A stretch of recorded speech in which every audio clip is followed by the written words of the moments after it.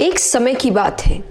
एक राजा अपने 3 बेटों को अपने पास बुलाता है क्योंकि राजा बूढ़ा हो चुका था और वो चाहता था कि उसकी गद्दी उसी का कोई बेटा संभाले, पर कौन ये वो नहीं जानता था। तो उसने सोचा कि थोड़ा उनसे प्रश्न किया जाए, उनकी परीक्षा ली जाए, उनका एग्जाम लिया जाए। तो वो तीनों को बुलाते हैं कि मुझे तुमसे कुछ काम है। तीनों राजकुमार सोच में पड़ गए कि ना जाने राजा को आज हमसे क्या काम पड़ गया। राजा कहते हैं, मैं तुमको एक काम देता हूं, उस काम को ईमानदारी से करना होगा। और जैसे ही राजा ने बोलना शुरू किया, सब चुप हो गए। राजा ने अपने बेटों से पूछा कि अगर आप तीनों को किसी अपराधी को सजा देने को कहा जाए तो तुम क्या करोगे?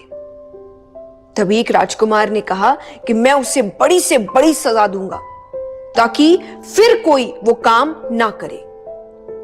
दूसरा कहता है, मैं उसे प्राण दंड दे दूंगा कि अगली बार वो काम करने से पहले भी लोग डर जाए।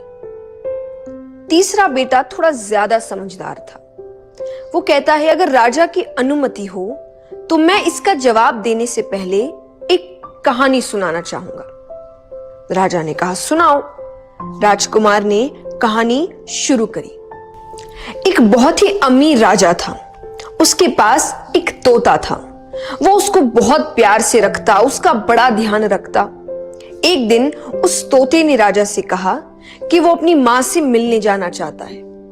राजा ने उससे कहा, तुम जाओ, लेकिन ज्यादा दिन नहीं रुकना और जल्दी लौट आना।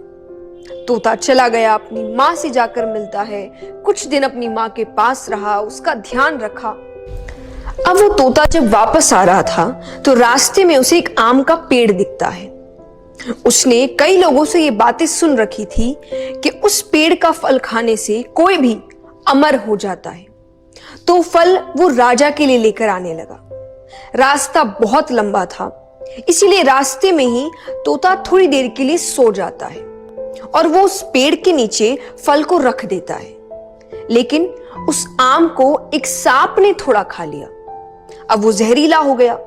सुबह तोता उठता है और वो फल ले जाकर राजा को देता है। राजा ने उस आम को अपने पालतू कुत्ते को थोड़ा सा खिला दिया और वो उसी वक्त मर गया। ये देखकर राजा बहुत गुस्सा हो जाता है और सजा के नाम पर उस तोते को मरवा देता है और उस आम को दूर फेंकवा देता है। धीरे धीरे उस जगह पर एक आम का पेड़ उगाया। राजा ने अपने राज्य में घोषणा करवा दी कि कोई भी उस पेड़ का फल नहीं खाएगा, वो पेड़ जहरीला है। अब एक दिन उसी रास्ते से एक महिला गुजर रही थी। उसे ये सब बातों की जानकारी नहीं थी। उसे भूख लग रही थी और उसने वो फल खा लिया। अब धीरे धीरे बात फैलती गई कि उसकी उम्र कम होती जा रही है, वो वापस से जवान होती जा रही है। ये बात राजा को पता चलती है। अब राजा को समझ आया कि उसने क्या गलती करी थी। वो अपने अफसोस पर रोने लगा। वो रोने लगा कि उसने सच जानने की कोशिश क्यों नहीं की, उसने तोते से सच पूछने की कोशिश क्यों नहीं की, सीधा सजा क्यों सुना दी। इस पर राजकुमार ने कहा कि मैं यही करना चाहता हूं। मैं नहीं चाहता कि बिना मैं सच जाने किसी को भी सजा दे दूं।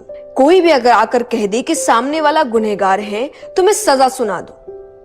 इसीलिए मैं पहले सब कुछ जानने की कोशिश करूंगा, सच पता करने की कोशिश करूंगा और फिर सजा देना है या नहीं देना है ये तय करूंगा। इसी से मैं सही फैसला कर पाऊंगा और किसी बेगुनाह के साथ गलत नहीं करूंगा।